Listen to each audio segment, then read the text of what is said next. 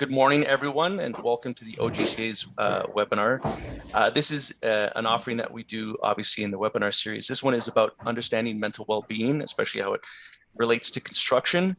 And we've got some esteemed panelists with us today, and I'll introduce them shortly. But just by way of housekeeping, if anyone has any questions for our panelists today, you can use either the Q&A function that we have at the bottom or the chat function.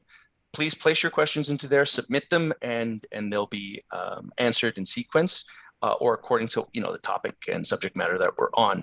So why are we talking about the topic of mental well-being? For anyone out in our audience that has read any of the articles that I've written on mental health, mental well-being, mental wellness, you'll understand that it's a near and dear to my heart. I think that it's it's a subject matter that hasn't really been uncovered, but luckily and unluckily, COVID has done two things for us. Obviously, COVID has been a catalyst for more issues related to mental health and mental well-being emerging. Obviously, due to social isolation, due to continuous stress from the threat of COVID, and initially, people were just overwhelmed with the feeling of powerlessness and the lack of control. And I think that kind of springboarded mental health and mental wellness into conversations, so that on the flip side now, it served to elevate the attention that employers put on mental wellness for their employees. And it turned it from more of an obscure and rather uncomfortable position to be in to one that's fully accepted and discussed. And again, it falls into the fit for duty category. And I know that Koren and Rob are going to address that from that standpoint. I think COVID actually helped advance the consideration, the awareness, and the understanding in construction.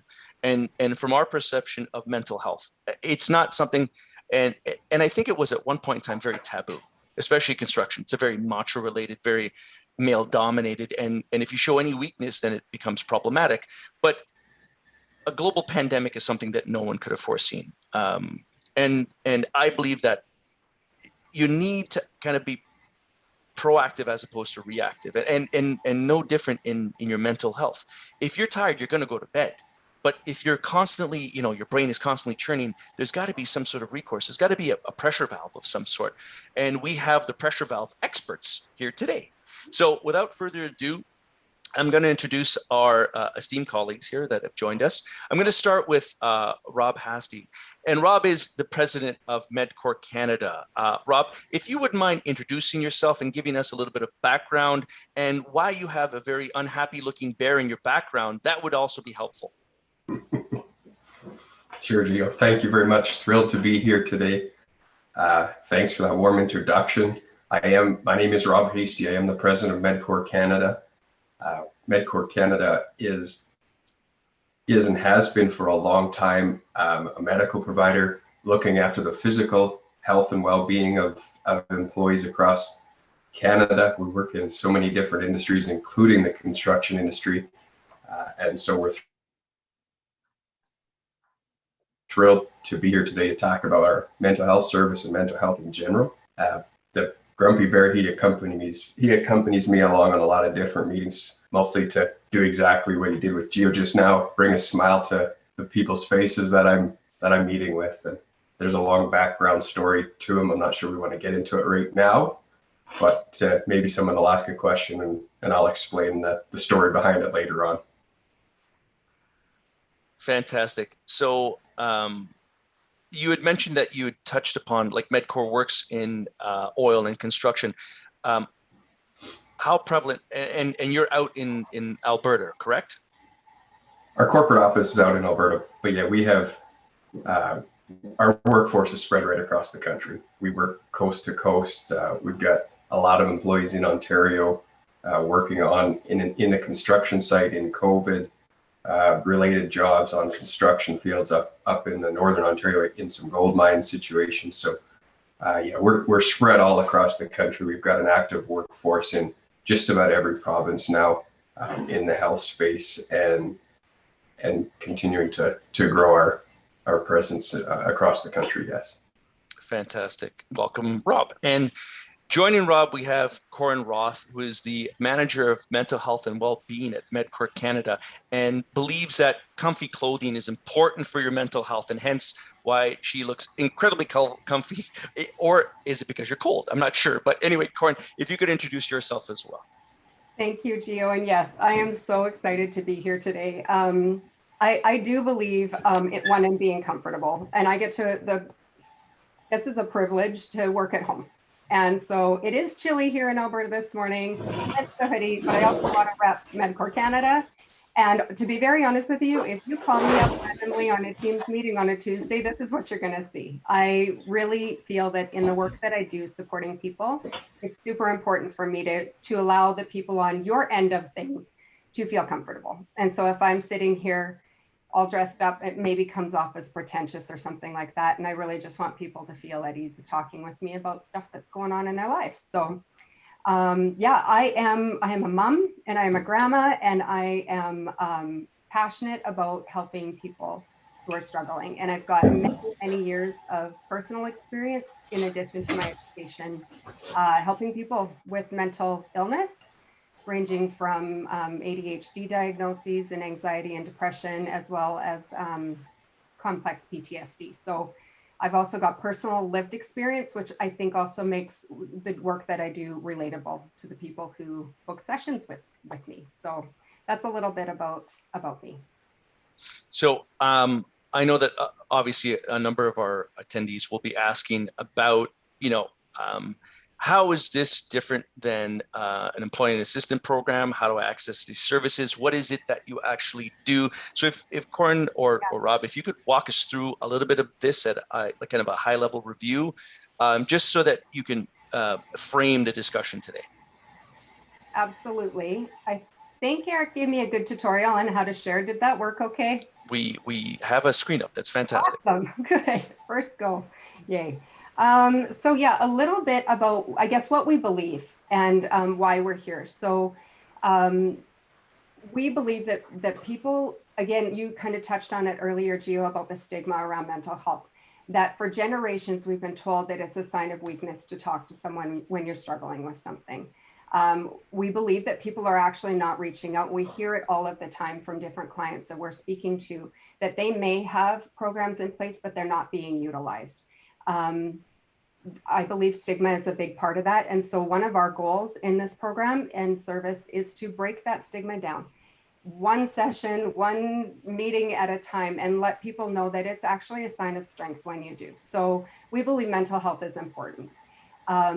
You can show up to work with a broken arm and it's visible and people see it and they are there for you. How can I help you? Can I carry your coffee? All of those things. But mental health and people who are struggling with their emotions and well-being, that's very oftentimes hidden. And we believe that it is vitally important as it bleeds into every area of your life. So if you're struggling at work or at home, it's actually going to then transfer and, like I said, bleed into different areas of your life, which does not allow for very good work-life balance. And this is exactly why we're here. We just really want to support people in a proactive way to talk to someone in a safe space. Again, I talked about being comfortable there. I'm going to show up in a hoodie. We're going to chat about tough things because life is hard and we're not meant to do this alone. So we also, why we feel so strongly about this is that we know that when you've got an outlet, when you have somewhere to talk, when you've got somebody to kind of hash things out with, get a different perspective, that you can then show up in life generally, not just at work on the construction site, but at home and in your daily activities, more focused, efficient, and productive, which ultimately means, for especially in the workplace, a safer environment. So if you show up to work and you're distracted and you're trying to operate a crane that day, but you got bad news the night before about somebody you love and it's weighing on you, you're not as focused as you should be necessarily. As much as you want to check that at the door when you walk into work, it's not always possible. And then we also see this other side of what our service is providing, and that's an increased morale, and that companies are becoming the employer of choice. And we've actually seen that within our own company of Medcor Canada Advocates, that when we're bringing on new staff, And in this healthcare industry right now, our people are highly sought after. They've got choices as to who they want to work for. And when they hear that we offer this proactive mental health support, it actually puts us above. They believe that they're going to be working for a company who actually believes in caring for their whole being and their whole selves. So that's really kind of an awesome benefit to what we're doing here as well. So Rob, do you Koren, want to? I was going to say, yeah. Rob, do you want to add to that? I certainly do. This is a great slide, and if I can back up in time just a little bit, when I was thinking about how to do better in this organization and understand the needs and truly how to move our organization to the next level, I mean, we were doing a lot of different needs assessment and trying to figure out what our employees truly needed. And this just jumped right to mind, that we need to do a better job of looking after our employees, because without them, we don't have a business. Our employees are our ambassadors. There's the ones out there in the field performing the top quality work. And I felt it was our obligation or our job to look after them. And again, we do that really well on a physical side, but not so much on a mental health side. We have an employer benefits, we have an EAP program, but you get lots of feedback about it. So this was the next logical and obvious move for us, and it was a no-brainer for me when I decided to bring this on, to have Koren be the one that leads the charge on this service, and you will all see why I think that, and I probably already have. She's just so easy to talk to. She's got so much experience and background, and just really eases employees into this. We've had such a success in this now, and the way we roll it out to our employees and the feedback that we get from new employees is exactly what Koren just mentioned. Nobody else in the industry is doing this for their workforce, and as good as that makes me feel, it also makes me feel sad, because we as employers aren't doing a good enough job out in the field in any industry, truly looking after the mental health and well-being of our employees or our workforce. And without them, we don't have a business. So that's just a little background story to why and how we're doing this. And it's been so successfully internally for us for the last, I can't remember, but it's been a while now that it's been a long year, 2 years. Yeah. It's Groundhog Day. Every day is the same. We're all in the same boat. So yeah, it feels like it, but it made it obvious to have share this success that we've had internally with our workforce, and now take it externally, bring it out, and offer this great service line to customers and to our valued clients. So obviously, the mental health and the way we see it, it fits into Fit for Duty. And in Fit for Duty, a lot of employers offer employee assistance programs. So I kind of want clarity on, I have an employee assistance program, so I'm offering something to my employees already. How is it that Medcor and what you do is different, or does it add to the conversation? Explain that to me, because if I'm an employer, I think I'm doing a good job because I already offer something to my employees. Explain this. What makes you different? Yeah, absolutely. That's a really good question. So our program is designed to collaborate with, or be in tandem with, an EAP if the client already has one. Many clients already do, which is awesome. We're not here to bash an EAP. They absolutely are great. They cover a broad spectrum of topics, and it's not just mental health support. So we absolutely see value in an EAP. But this proactive preventative mental health support is not covered by an EAP, or not one that we've come across yet in conversations with clients since we've been doing this. So this is a great thing if you already have an EAP, and I'll explain why in a moment, but it's also a really great thing if you don't. If you're a smaller company, you've not invested in an EAP program, then you can absolutely take care of your employees' mental health and well-being through this service. And then we would connect them to a higher level if needed down the road. Just a little different than if you had an EAP. It makes it a little easier if we can just direct them You've already got it? Perfect. So the service that we provide is not diagnosis or treatment of mental health and mental illness, I guess, let's say. So we're not psychologists or psychiatrists, which is typically what you find in an EAP program. So for us, we view ourselves as like a first line of defense, I guess you could say. So people would book a session with a mental health advocate, talk about everyday stresses. It could be grief and loss, it could be stress, it could be trauma, isolation's been a prevalent one, whatever the case might be. And if it's deemed that that employee requires a higher level of service, if the client has an EAP, then the mental health advocate is well versed in what that program looks like and how to assist that employee in getting connected. And very many times I hear from people, I've had the number for the EAP, but I've not had the courage to, I know I need it, but I've not had the courage to reach out. Now in talking to you, they'll say to me, I now feel like I've got somebody in my corner, can you help me? And all of a sudden people are reaching out for the help that they might need. But I've got to be honest with you, the very, very good majority of people do not need a diagnosis or treatment. They need somebody to talk to. And so this is where we come in, and these are some of the reasons or explanations as to how we're different. So some EAPs, you can't actually connect with the same advocate for a follow-up session. So we do everything in our power to make sure that that is an option for people.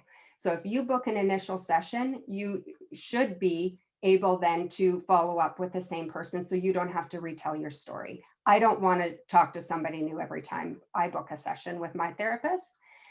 We also don't have a limit number of sessions. So many EAPs, what I'm finding are between 3 and 6 sessions. And if the employee doesn't feel like they've necessarily kind of resolved what it was they brought to the table, that's too bad.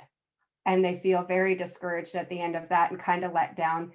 What I'm hearing is that oftentimes then the EAP, that provider will kind of ask them to go back to their general practitioner and maybe get another referral, which for that employee then means I have to start over again. So we don't have that. If somebody needs to book every week for 2 months, you do that while we're building momentum and working towards goals. We also don't have long wait times. So I actually just spoke with an employee of one of our clients the other day. He was so discouraged. He finally had, after months of debating whether or not he was going to reach out to his EAP, did, and found that his intake session was going to be 2.5 weeks down the road. And they needed to talk to someone right then and there. And because of that, they felt disconnected, perhaps, or it added stress. Yep, frustrated, angry, like really resentful, and shut down. Like, that's fine. You don't have time for me. Not interested. Not going to reach out again. And that is so discouraging for me to hear. So he actually said to me, "Thank God for you." And this makes me emotional saying it. I'm sorry. No, I don't know what I would do if I couldn't have reached out to you today. And when can I talk to you again? Because if it weren't for you, I don't know where I would be right now. So Koren is everyone's best friend, and and that's how you act. And again, you have a very easy way of talking to people. So I'm assuming that if people, the barriers get broken down and they can speak to you. And I think it's the fact that I'm talking to the same person over and over and over again. That's helpful, right? And because, could you imagine every time? It's like when I call my just say a telecom provider, and they keep bumping you to the next person. You have to retell your story. Your level of frustration and anger just it increases until you're ready to burst, and then they send you to somebody else, and you're like, ah. So I can understand exactly how this is working. And so, but what you said is, I think, is critical. The EAP is a good program. Yeah. But what you're offering is proactive as opposed to reactive. Yes, completely. That's completely it. And that's not what they're doing, which is okay. That's not what they're designed to do, but that's what we're designed to do. And so we can work very collaboratively. If somebody requires a psychologist or psychiatrist to diagnose or treat, awesome. We've got it. The mental health advocate knows how it works, and they kind of hold that employee's hand to get them connected to the service. But honestly, the few times that I've actually had to do this with an employee, the first question I get asked is, can I still talk to you? Nice. And absolutely, we don't just brush you off. We're in this journey together. You're going to go deal with this person over here about this issue, but I'm going to be here to support you, support your family, whatever that looks like. So it was very important to us as well, that it was convenient for people. We want to break down barriers. With this service, it's virtual. We've got people all over in remote places that as long as they have a device and a Wi-Fi connection, they can connect to Mental Health Advocate and have sessions. So it's easy. It's got to be easy to access. The booking site, and we'll talk some more about that later, is super easy to access and book a session. Everything is running very, very smoothly. We have zero issues with that. We also, though, this is different than an EAP, we report back to the client. So I hear from many people that they're not totally sure the utilization of their EAP. They know when people aren't happy with it because people will come forward and complain, but they're not totally sure how much. So once we've got enough, and I'll speak a little bit more to this about some trending data, meaning we can't identify anyone in the information that we've gathered. We're going to start reporting that to the client. And depending on the number of sessions that are used, once we reach that threshold, it might be a few months, it might be 6 months, depending on how we got to bleed it out, because this is a confidential service. So we don't want the employer knowing who maybe is talking about what. But I can talk to you some more about that, but that's a difference as well. So does that kind of answer your question there, Gio? It does. While you guys were talking about this, we have an excellent question that's come through the chat line, and I'm going to direct it to Rob or to yourself, Koren, if you guys want to jump in. Do you think that training could help proactively identify signs in themselves as to when they should seek help? Is it something that, we could offer our employees to say, listen, we'll put you through a training course onto when do you think, you're not necessarily your cracking point, but when you feel worn down, reach for assistance or something. What do you think about that? I think that's an excellent question. And absolutely, the more training, the more discussion, the more sharing and talking about it, it helps break that stigma, which really is what holds people back from wanting to reach out and talk to somebody. Koren's famous line is, it's not a sign of weakness to reach out to somebody, it's a sign of strength. But people still feel ashamed to do it. But having those discussions, having some training, bringing in people to talk to the workforce about that it's okay to, if you're feeling any broad spectrum of feelings or emotions or stress, that's what we're encouraging people to do. So absolutely, I think it would help. And I not that I know, but Medcor Canada, you guys do a lot frontline, like you're first responders. And so do you have training for your first responders for, not only the tactile nature of, first aid and helping, but for the psychological nature of the undue trauma? Like say, God forbid we have a fatality on a site and the first responders come out to the site and stuff. Are they also trained into how to talk to the people that weren't affected but are affected psychologically? In a broad sense, our first responders, and it ranges from first aiders up to through all of the ambulance professionals you would expect to see through nursing and nurse practitioners, physician assistants, and physicians on our team. So yeah, it's such a wide range and a broad sense of, yes, they get some training, but by no means would we consider them necessarily to be the experts either. But they know the signs to look for and how to encourage people, one, to talk about it, and two, how to help direct them where to go next. That's fantastic. Koren, do you have anything to add to that, or? No, just, life is hard. Yeah. Life is hard. And I talk with our advocates who are those first responders, and they see things that I don't want to see. And I was married to a firefighter who suffered from complex PTSD. It is hard. And if it's left not talked about, it can have really detrimental effects in people. So the fact that our people know this and encourage clients and the people that they work up, because they do, like Rob said, recognize those signs for themselves, but then they also have access to me. on our end of things, right? If they have a bad call or they're having something's triggered them or something. So it's nothing for them to go to the booking site and book something with me to chat it out. Again, like I feel like this, I can't shake this, or I'm thinking about this too, those kinds of things. And so when you're talking about signs, I mean, training on that is easy, and we'd be happy to do training on those kinds of things as well for people to go, yeah, if I'm feeling this way, or these are some of the signs to maybe watch out for, maybe it's time to book a session. Oh my gosh, we're all about it. Yeah. So normally if we were in person, because this is, obviously the preferred way of having one of these discussions where we could have that audience participation, I would turn to the audience and ask them, by a show of hands, how many people here have never been affected by mental health? Mm-hmm. And I'm sure that not a single hand would shoot up, just because, you know what, you'd be lying. And I'd be the first one to call you a liar, because every one of us is affected by it. And especially due to COVID and whatnot, in the last 18 months have not been easy. Have you seen any commonality or trends or things that, have come out in the discussion points that have been raised that, you should be highlighting? Oh, this is cool. What's this? Yeah, this leads me perfectly into the next point I wanted to make with you, for sure. So I touched briefly on the reporting earlier, so I'm going to kind of just show you guys what that looks like, but then it's going to lead me to answer your question. Is that okay, Gio? Sure, by all means. Roundabout way. So when I talked about reporting, I just wanted to give some samples to your members of what this kind of looks like. So once again, we've got that number that is not going to identify anyone. We can start sharing monthly reports, and these are some examples. So you're actually going to get the total number of sessions, that's a running totals for utilization, how many sessions they've used, a breakdown of male to female ratio, and also the main concern. So those go, from work-life balance to stress, self-reflection, all of those things that you see here.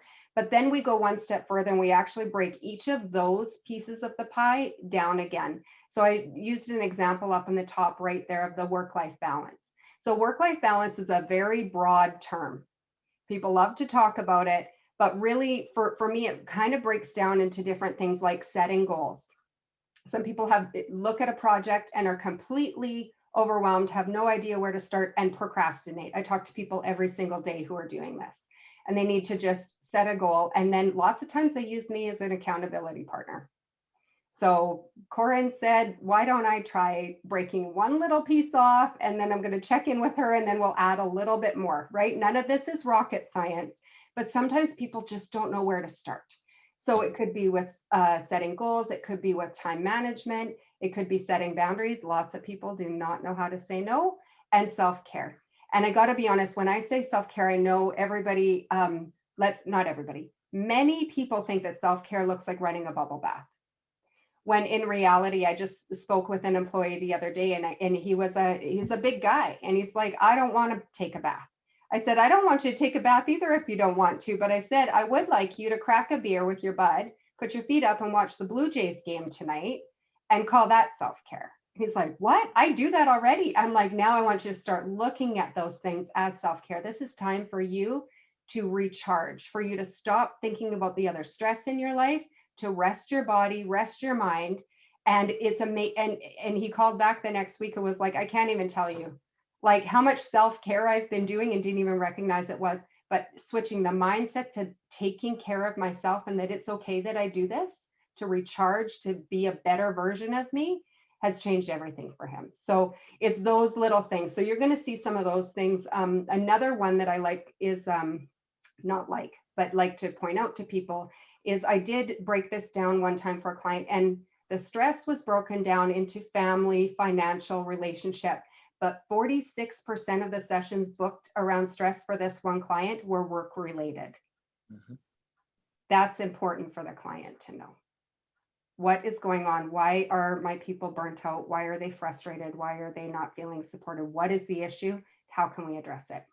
So then we also break it down to intake versus follow-up, which is awesome that people initially reach out. We love meeting new people, but we also really love it when they've seen the benefit and book a follow-up session. They're not going to book another session if they didn't benefit from the first one.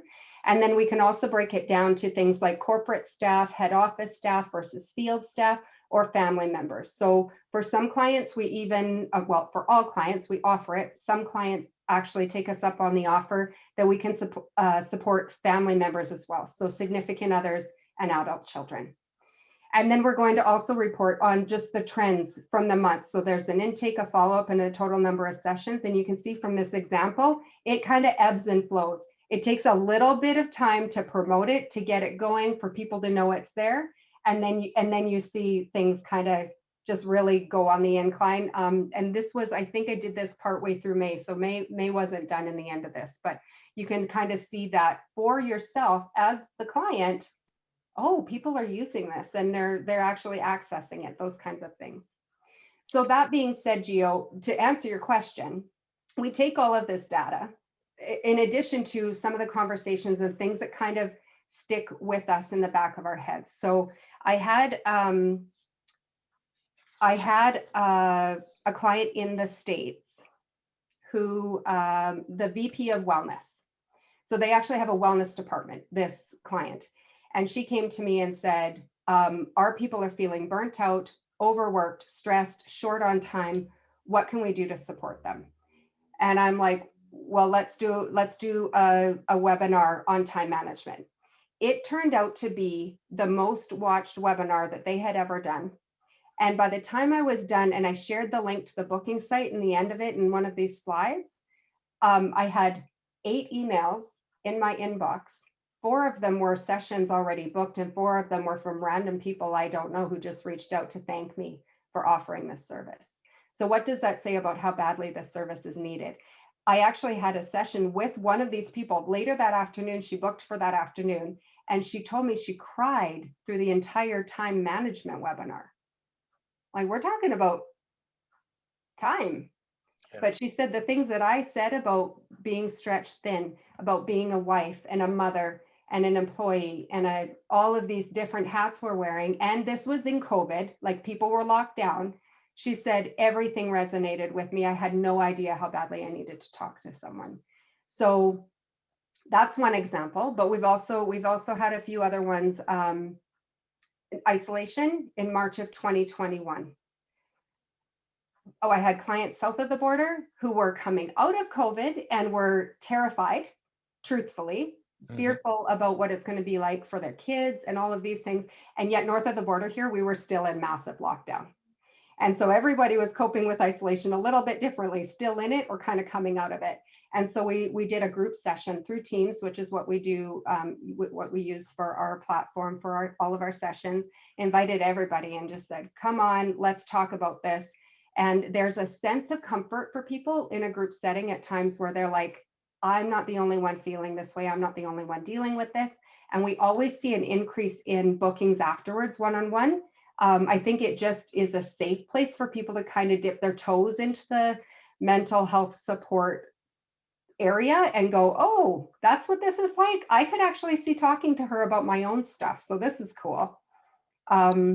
So on that point, just out of curiosity, from the construction side of things, you know, a lot of times when we do construction, we do them in crews or teams. Yeah.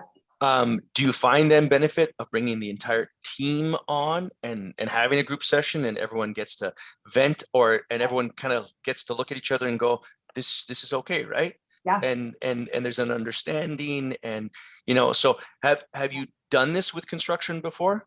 Actually, the one thing that jumps out to me is it was actually a finance department fairly recently that I had, I think 3 or 4 people from the same department book within 2 weeks, all complaining about the same things. Probably their boss. You know what? They've got a pretty supportive boss. He's doing the best he can, but the work just keeps coming at them. And they weren't retaining employees. There was high turnover in this department, and they were all doing the work of 2 or 3 people. And they were all working overtime on weekends and on evenings, and their family lives were suffering, and they were exhausted. And so I'm just kind of hearing this going, putting some dots together going, okay, so I reached out to the manager and said, this is what I'm seeing. Would you be open to me hosting a group session just for this department? Of course, she jumped on it. Yes, let's make this happen. And again, there were tears happening in this because they felt safe. They were with their people, their peers. They could be totally honest about the things that they were feeling and got to say it out loud in a safe, confidential space. So we absolutely do. And I love when we can bring teams together like that, something special happens. It's like they don't hold back.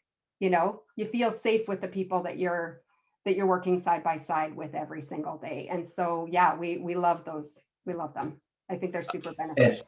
And if I could jump in just to build on that, you bring up a really great point that I might be talking a little early about, but it fits so well with what you just asked, Gio, and bringing the team together. That's one of the ways we roll out our service. I mean, obviously we do it in conjunction with our client, but we like to drive and help with the introduction to the service. And by that, we orchestrate the meetings of rolling this out to the workforce. So we want to talk to the groups and the teams of whatever size they are, all as a group in just the same sort of fashion as a group session, and introduce the service, start the discussion, explain what it's for, how to access it. We want to make sure that they fully all understand it and they hear it together as a group, because that's a great start to the introduction to the group sessions down the line.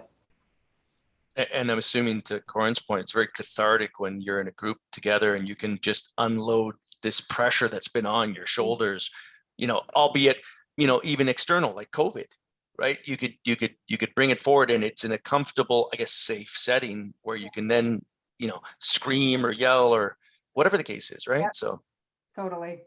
Okay. Yeah. All right. So one of the attendees has said one of your graphs shows 58% of your sessions are female.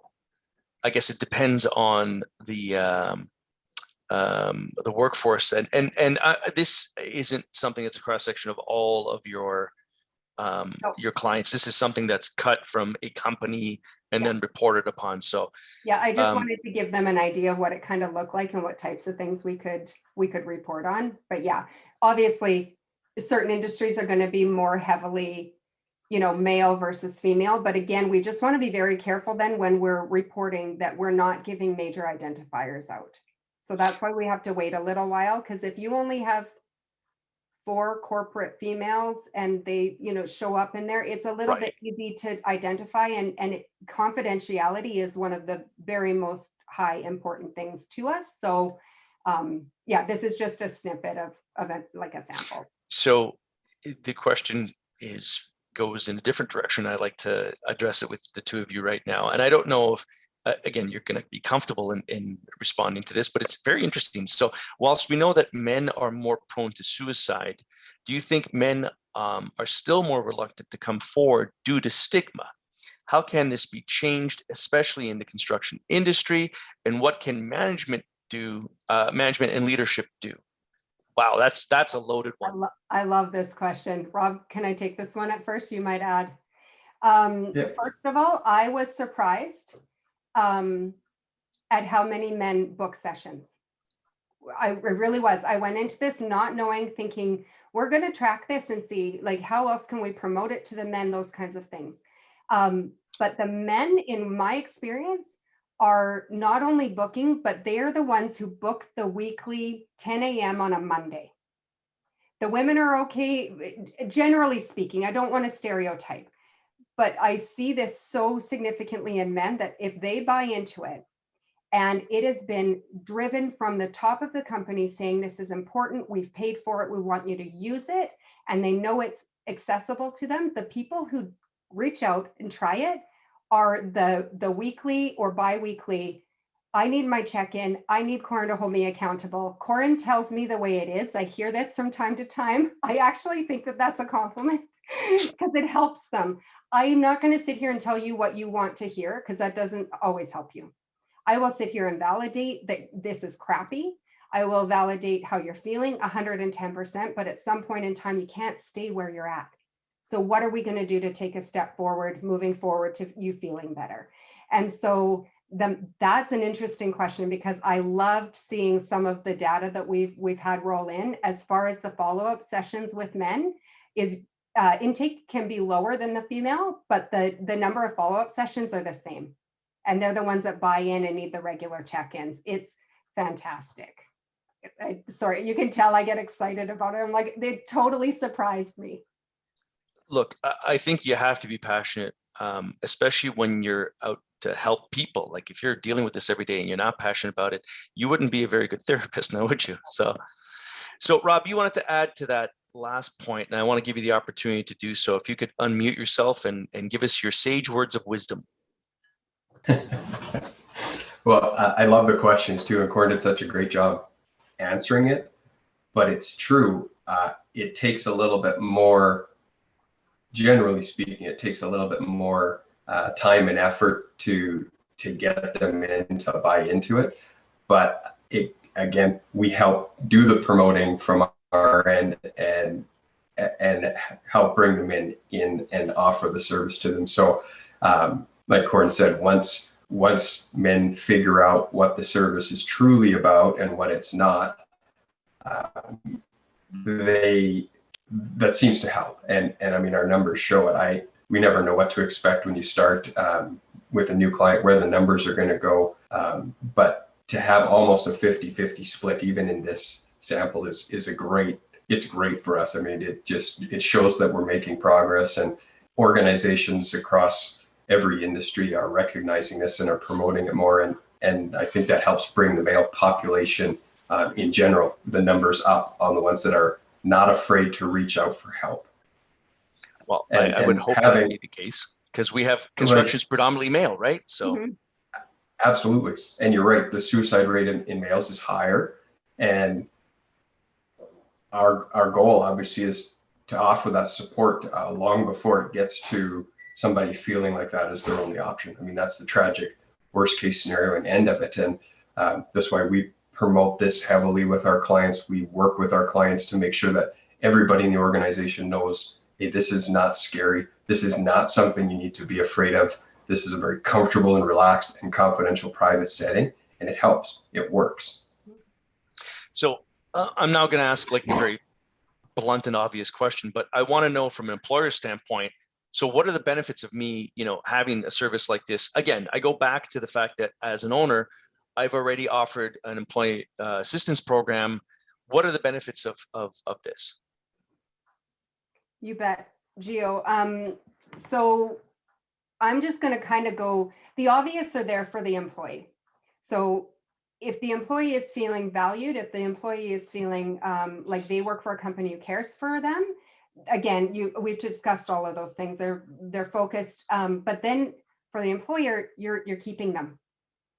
You're keeping them. There's a lower rate of absenteeism. There's less employee turnover. Their productivity is increased. We've talked about that already.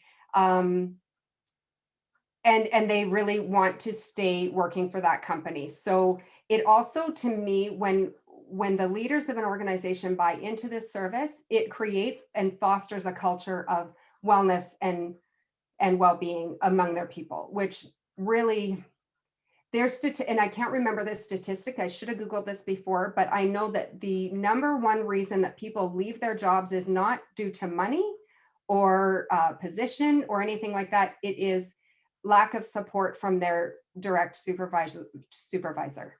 And so if you've got, even if you pay them a little bit less, but they feel loved on you, like that you are supporting them, that you care about them, and you've created this culture within your team, you'll keep people and they won't want to go anywhere. So I do have an example about this, if that's okay. So I had a client in the States, big client. He's a CFO. I'm going to call him Mark. So Mark comes to me and says, Koren, I got to be honest with you. When we rolled this out, I didn't really see the benefit financially. I didn't get, how is this going to help me financially? And I'm the numbers guy, right? This is my job. He said, until this week. And I'm like, okay, tell me what happened this week. And he said on 2 separate occasions, he had 2 different employees come to him, telling him how burnt out they've been, overworked, stressed out. Their work is completely affecting their home life. Relationships are rocky, impatient with their kids. They're a total disaster. Both of them, unknowing to the other, had a letter of resignation sitting in their drafts, just ready to be hit. They both said to him separately, and I don't know if these people talked beforehand, I have no idea. But they both said to him, if it weren't for this service and talking with Koren and getting her perspective on the situation, getting her help, managing my time, setting boundaries for myself, things like that, I would have sent that letter, I would have given you my 2 weeks, I would be gone. And he said to me, Koren, I now see, I get it. I get it. There's a cost to hiring people, to retraining people. We've invested in these people. They are like my rock star people. I do not want to lose them. I cannot afford to lose them. Now I understand the benefits. I see it financially, but I also see that they stuck around because they loved the team and they liked him. What does that like, right? And he's the one saying, hey, here's Koren. She's going to, here's my whole team. This is the service she provides. She's going to take a half an hour and like Rob was saying, describe to you why we're doing it, what we're doing it, how to access it if you need it. He's promoting it. They're using it. They're staying. So benefit for employer, I don't know that there is a bigger one than keeping your good people. But so I have yet another loaded question for you. Our audience loves you guys because they're just dropping bombs. Holy smokes. oh boy. All right, so this one over here, and again, I think this is rather prevalent, and I think it makes a lot of sense out of things that happened last year in construction. We had nooses on job sites. There was racism. There was, a lot of allegations, and physical. People didn't feel well on job sites because of these incidents. Question is, what if you identify a root cause in the workplace? For example, bullying or discrimination. Can this be addressed by you, or do you have to just provide advice on how to deal with it to the attendee? And he goes on to say, we find this an issue in other plans because only symptoms are addressed, not the causes. So loaded question. I'm just volleying out to you guys. What do you want me to take a stab at that, Koren? You can. Yep. Or you have the answer keyed up in your head already? I might, but it's good. Your turn.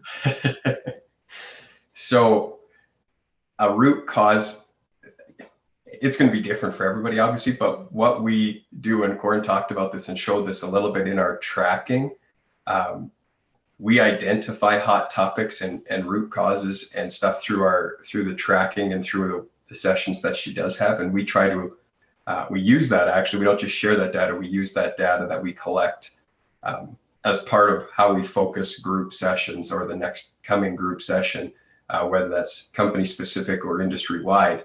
And if this becomes a hot topic, obviously there may be some other needs from an organization to get involved. If we have to involve HR or somebody else and just say, hey, here's something that we're hearing in a general term. Obviously, we would never breach patient confidentiality by sharing some of the stuff, but it is something that we can address in a group setting or in that fashion if we see those topics coming. It is a tough topic to get nailed right down, but I think Koren, in her discussions with people, especially in the one-on-one sessions or any of our other advocates that have these discussions, do get to root causes in time as to why somebody is either being the bully or they'll talk about how they're being bullied, and they will get the advice and tips on either how to change their own behavior or get down to why it's causing them that way, and I mean, we've seen it, especially over the last year. COVID has had a big impact in people's lives, and it increases people's stress in all facets, and that makes people short. And when people become short fused and extremely stressed out, that's one of the behaviors that can come out. So getting it down and figuring out why somebody is acting the way they're acting, that I think happens a lot. And Koren, you can feel free to jump in and speak to that on how, if you've seen those type of things, or if you've heard from any of our other advocates that are seeing that. Mm-hmm. Yeah, I think a big thing that is really prevalent right now are things happening to us that are out of our control. And the pandemic is the biggest one that's affected everybody, young and old, on the planet. And so I think that what I'm finding at a trend, and again, it doesn't matter what industry or who you are in the company, or if you're a man or a woman, or it does not matter who you are. If something else in your life is feeling out of your control, like somebody is bullying you or some of these other things that might be happening, it's amplified right now because we feel so out of control in the world in general. So lots of it is discussion around, we can't control the things that are happening to us, but we can control our reaction to them. Absolutely. Right. So it doesn't matter what it is that's coming at me. That's going to be my go-to. That is what seems to be helping people, is a switch in mindset from this is happening to me and I can't do anything about it. And that sucks. It's happening to me too. But what am I going to do about it? What is my reaction to it? And then I've also had conversations with a few different manager and department heads with different companies saying, if you see something in my department, if you see something, I want to know about it. Obviously not the confidential information, but if you see something that you think I need to address, would you please come to me? So I love that. To me, again, that's a leader who says, I care about what's going on. I want to be in the know. I want to have a pulse on my people. And if you're seeing a running theme of something going on, will you please bring that to my attention? Nobody's going to know who told you what, but we're going to address it. This won't be tolerated. And so depending on the client and that relationship that we have with them, if that's okay with them, 100%, I would love to call them up and say, you know what, we maybe need to talk. I'm not sure that you know that this is going on. And if it involves us doing some training, having a group session, doing something, or if they have another solution or something that they want to do to kind of work towards a solution, then that's great too. But we definitely want to be in collaboration with the client, always. Well, and again, I think that leads back to the point about being proactive, right? You're telling them in advance of it becoming an issue and you having people resign. Yeah. So I think your point was well made on that subject matter.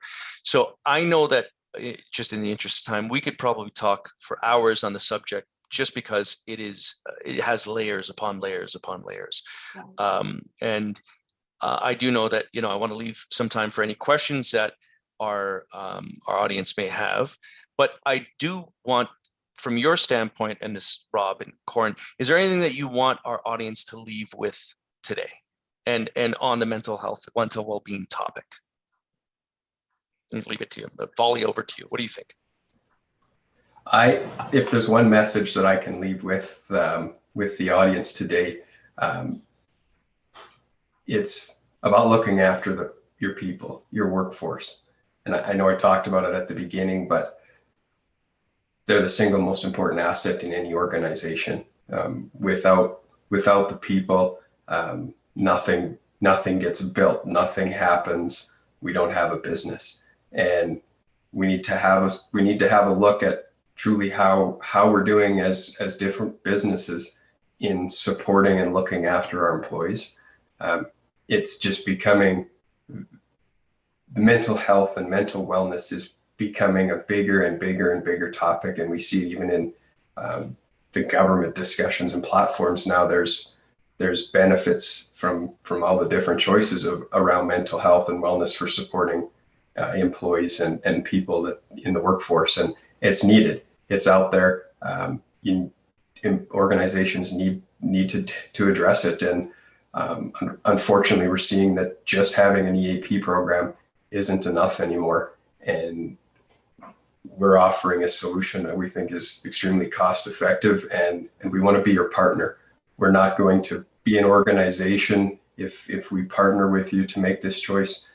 We're not going to be the mystical thing in the background that you don't hear from, that you don't have any part of. We want to be your partner up front. We want to take this in partnership with you and throw it out and educate your workforce and encourage them to reach out if they need to, or if they want to, or just to find out what it's about. I mean, we're here to support people, and that's truly the heart behind the service. Is we're here to support your workforce.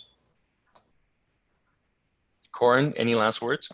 Yeah, Rob said it so well. It's all about the people. And We get calls all the time from potential clients saying, we know this is important. We have no idea where to start. What is it that you offer? People are seeking this, and they're hearing from their staff that this is important. And as much as I assumed that the millennials would be the ones on board with this, like, oh my gosh, mental health is important, all of those things. It doesn't matter who you are in the company. We are actually seeing real progress breaking down the stigma around talking. So there could be, you know, an old timer on site who's never ever had a session like this before, and the manager says, you know what, have you thought about reaching out? And it's totally new to him or her, and they're open to it. And to me, that's amazing. I think we're making progress. I think that what we're doing here is breaking down the stigma around mental health. And that, to me, I just couldn't be more proud to work for a company who does this, and to be sharing with you and this group. Gio, has just been honestly just fantastic. We appreciate it so much. Well, I'll leave you off with, again, yet another comment from one of our attendees who has been voracious on this topic. Fantastic. Mental health in the workplace is costing our economy $51 billion a year, with 500,000 people of work due to anxiety, or sorry, off work due to anxiety and depression, and any given week in Canada.